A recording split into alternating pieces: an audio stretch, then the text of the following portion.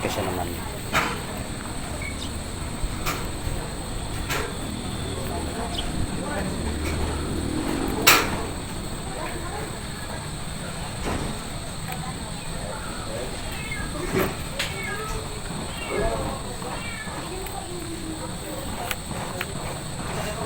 Hindi na natin bibigyan, baka mahulog itong cellphone. In the quiet of the night, stars shine so bright. A gentle breeze whispers our story in flight. I'll set the scene for this tale so right. At ito yung magiging linya natin ng three-way. Pasod dyan sa may pinakang groove niya. Yan. Tapos yun na yung dolo papunta doon sa junction box. Yan. At pababa yan.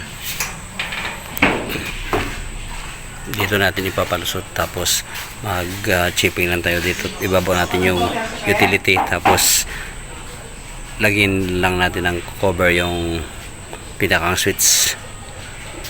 Kasi maabot siya ng ulan. Yan. Saka yung isa dito. Yan. Lagyan din natin ng weatherproof cover. Yun. Yan siya.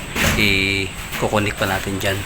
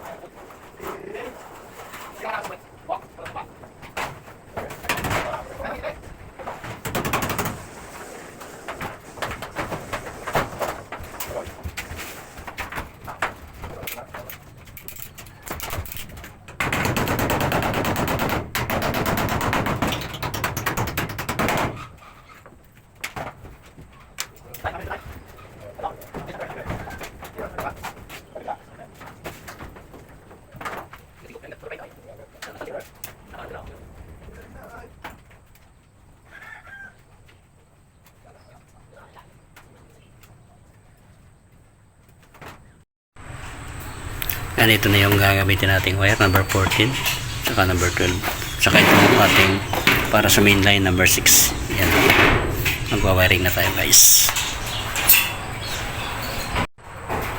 Bali itong number 14 muna natin susot para punta din sa labas.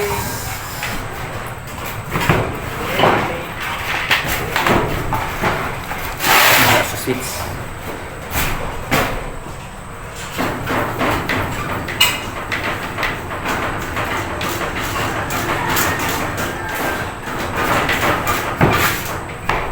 Tuloy-tuloy yan, din tayo puputol sa junction box.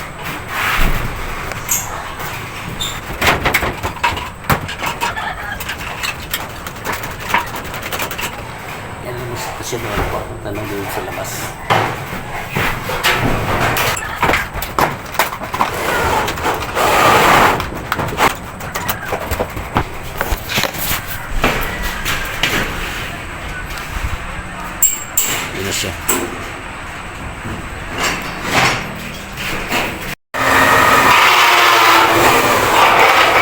bali lalagyan natin ng ground.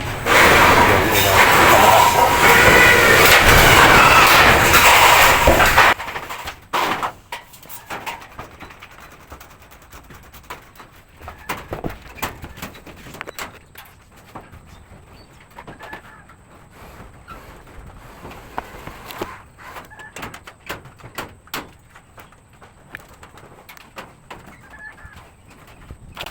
Yan. Bali yung return nilagyan natin ng tape. Ito na yung live niya. Ito yung, at ito yung ground. Yan. Inuna natin to kasi tatapon na sila ng kisame. Para may ano tayo. Kahit mahuli yung sa loob.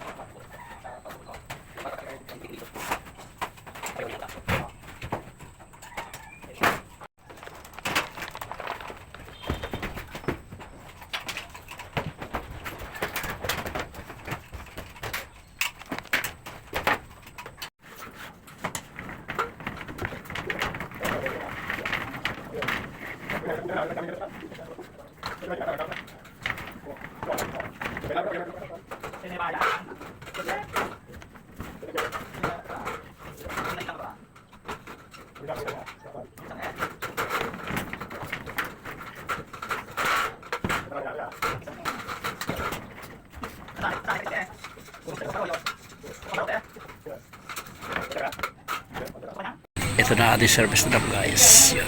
Number 6 ang ating ginamit kasi may tatlong aircon dito. Tapos yung dalawang building pa kasama pa yun. Yun yung dalawang building na yan yung una kong ginawa. Ngayon lang itinuloy ito yung pinakabahay ng may-ari. Yan. Maglalagay na tayo ng service drop. Lagyan natin ng takip. Yan. Ito yung spool insulator natin. Susuot lang dito.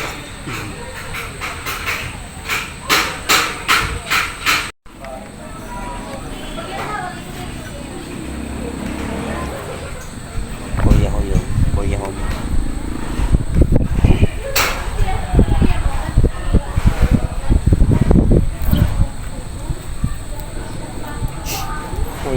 Kuya lang holo.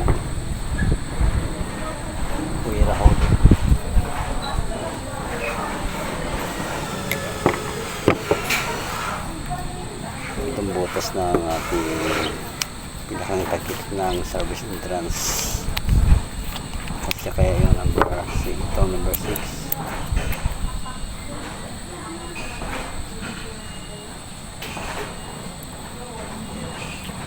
ay kasi naman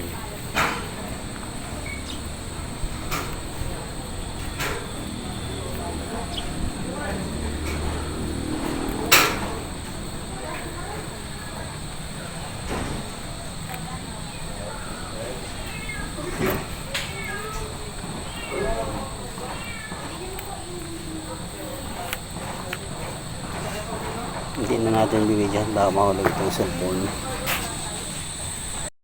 Yan na siya guys. Yan. Mas magandang tingnan pag nakalobing. Dito yung spool natin. Yan.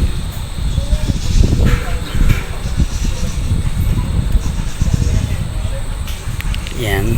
Okay na.